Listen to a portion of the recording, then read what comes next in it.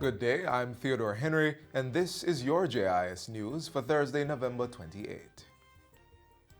The governments of Jamaica and the United States have signed a new air marshal agreement to strengthen the security and safety of persons on board chartered and scheduled flights in both jurisdictions. The revised agreement was signed last Friday by National Security Minister Dr. Horace Chang and U.S. Ambassador to Jamaica, Donald Tapia. Minister Chang says the agreement provides for the continued presence of U.S. in-flight security officers on selected flights or grounded emergencies and facilitates U.S. federal air marshals on short-notice missions to Jamaica.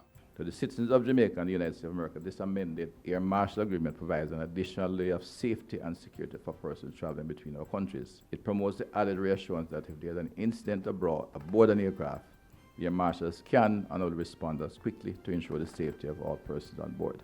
Federal air marshals are trained to respond to resolve any criminal activities and other emergency on board an aircraft, including the safety of all passengers that are on the air flight.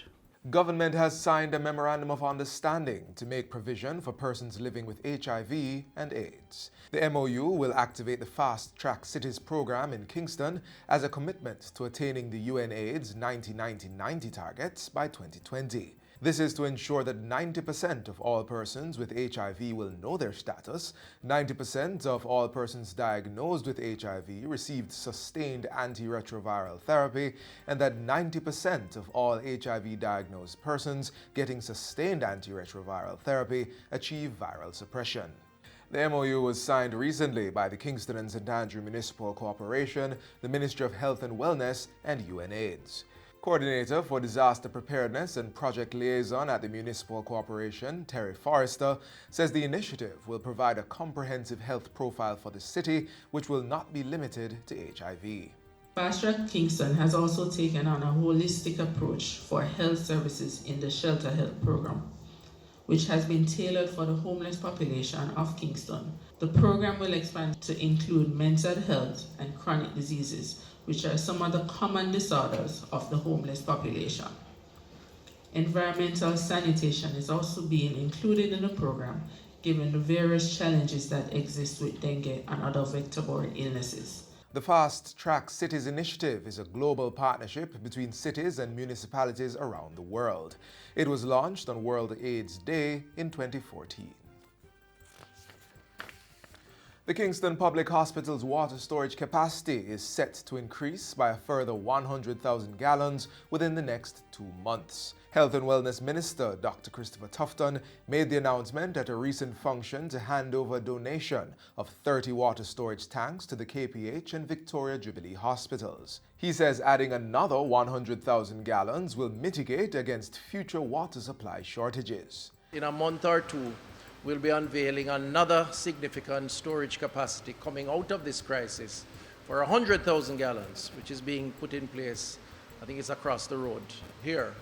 A combination of which therefore will create for us the storage capacity that will keep us functioning even if the public utility fails us. Installation of the largest storage tanks at the institution is far advanced. A $15 million grant was signed on Wednesday to fund the purchasing of 2 school buses for the Tatius Golding High School in Browns Hall, St. Catherine. The grant is being provided under the Japanese government's Grassroots and Human Security Program. In this, the 55th years of Japan-Jamaica diplomatic relations and the friendship in this year, we are proud to partner with the Jamaican authorities and the people to intensify our work towards Jamaica's socio-economic development programs. Acting Director for the Education Ministry's Safety and Security in Schools Unit, Richard Troop, says the ministry will absorb the cost of duties to procure the buses, and the school will have the option to use the vehicles as part of the Rural School Bus Program.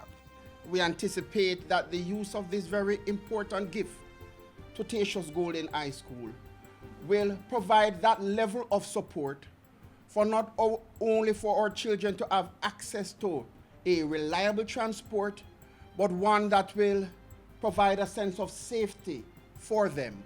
Minister of State in the Ministry of Education, Youth and Information, Alanda Terrelong, says the Jamaica Union of Tertiary Students is developing a safety and security policy for tertiary students. The policy, which is expected to be rolled out next year, is part of the ministry's 2019-2030 National Youth Policy.